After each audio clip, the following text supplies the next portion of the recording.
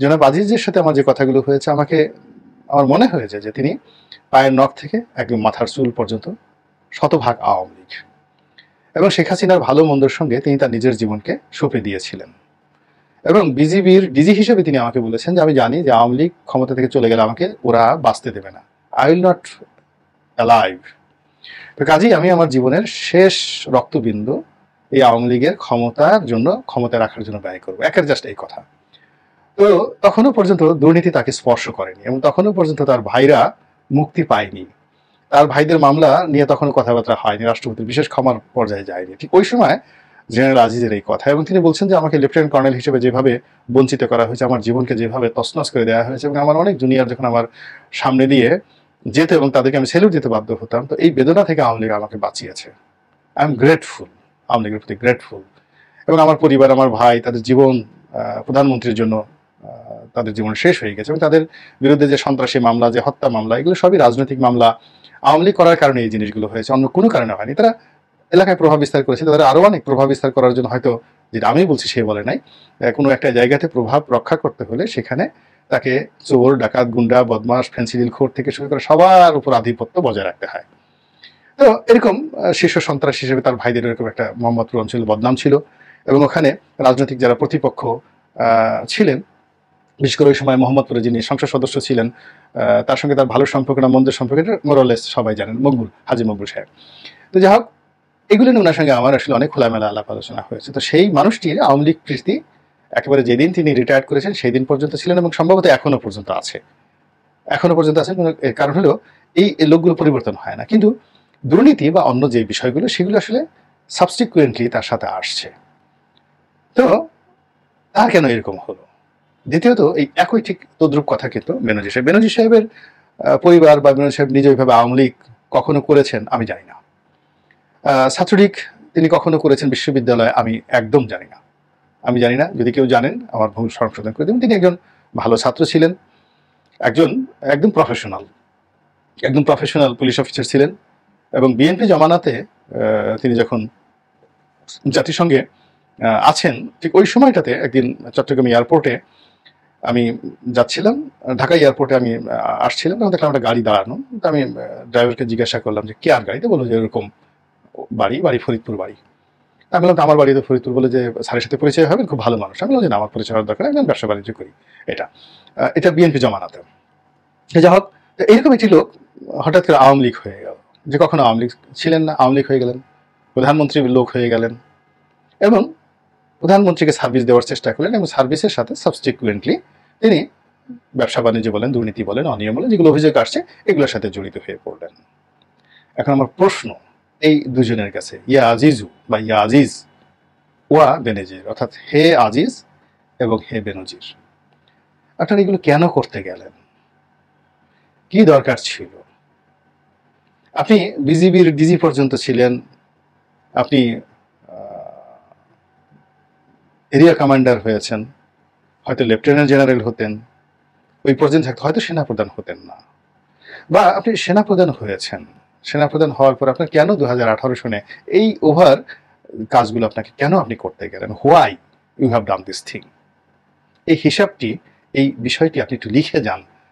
এই কথাগুলো আপনি বলেন, আপনার শেষ, আপনি আর দাঁড়াতে পারবেন না, কিন্তু আপনি এই কথাগুলো যদি বলেন, যে বাহিনীটিকে আপনি প্রতিনিধিত্ব করছেন, সেই বাহিনীতে লক্ষ লক্ষ যারা সদস্য আছে তারা মুখ দেখাতে পারছেন না, আর আপনার এই অভিজ্ঞতা যদি আপনি এখন নির্মোহভাবে বলেন, তাহলে তারা শিক্ষা নেবে। এখন আপনি লুকোচুরি করার কিছু নাই, you have already caught out.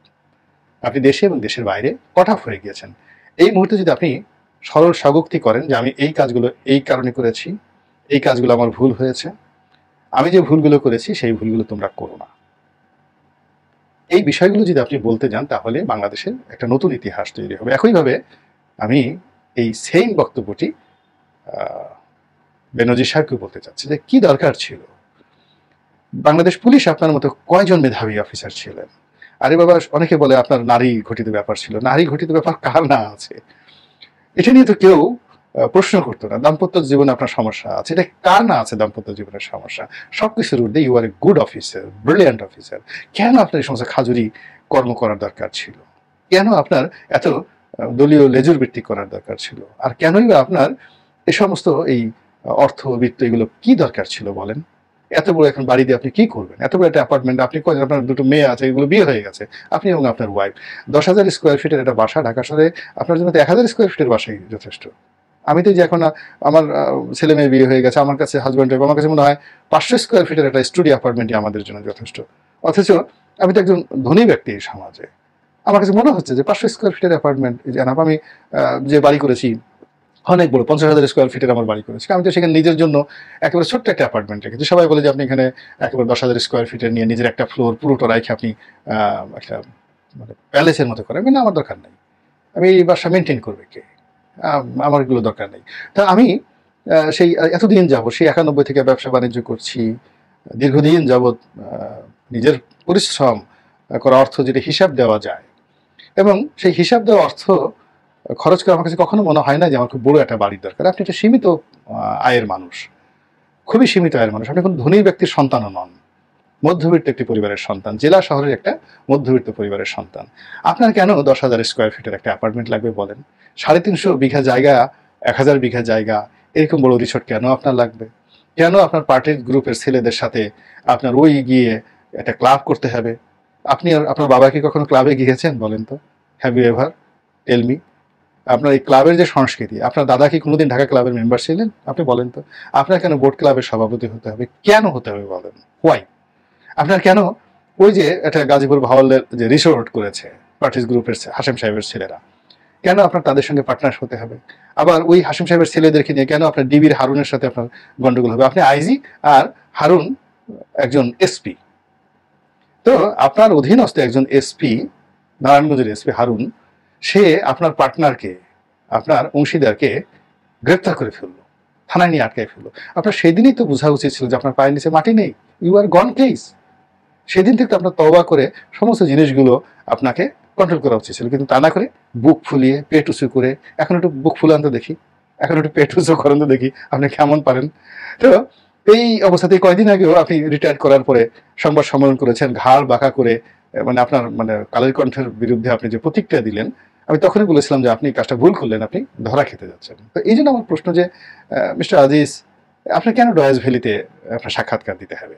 এই যে আপনি এখন একটার পর একটা সাক্ষাৎকার দিয়ে যাচ্ছেন, আপনার বলেন তো আপনার প্রতি সহানুভূতি দেখাবে জনগণ এরকম কয়টা কাজ করেছেন?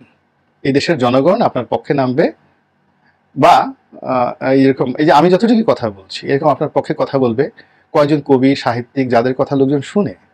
আপনি সেনাপ্রধান হিসেবে তাদের কাউকে কি কোনোদিন এক কাপ চা খাইয়েছেন? আপনার বাসায় কোনোদিন একটা দাওয়াত দিয়েছেন? একটা ফেলোশিপ কি আপনি কখনো রক্ষা করেছেন? আপনার বন্ধুরা কোথায় এখন? Where is your friend? আপনার যখন সুসময় ছিল আপনি তো এই দুঃসময় আসতে পারে, এই জন্য তো আপনাকে একটা চ্যানেল মেনটেন করতে হয়। তখন তো আপনি যদি 10টা পত্রিকা অফিস যেতেন, 10জন সাংবাদিকের সাথে খাতির থাকতো, 10জন কবি সাহিত্যিকের সাথে থাকতো সম্পর্ক, বিএনপি জামাতের 10টা লোকের সাথে সম্পর্ক থাকতো, আপনার কি চাকরি যেত? চাকরি যেত না। আপনার সাথে অনেক বড় অপরাধী ওই বিভিন্ন পুলিশ সার্ভিসে, মিলিটারি সার্ভিসে অনেকে করেছে, কই তাদেরকে নিয়ে তো হচ্ছে না। আপনার এরকম এত পেট ফুলিয়ে, বুক ফুলিয়ে, গাল ঝুলিয়ে আপনার এত বাহাদুরি করার কি দরকার ছিল মিস্টার আজিজ? এখন দেখেন ঠেলাটা সামলান, এবং এখন আপনি যে কাজগুলো করছেন, স্টপ ইট। খামোশ হয়ে যান, চুপ হয়ে যান, দেখেন আল্লাহ কি করে। আসসালামু আলাইকুম রহমতুল্লাহি ওয়া বারাকাতুহু।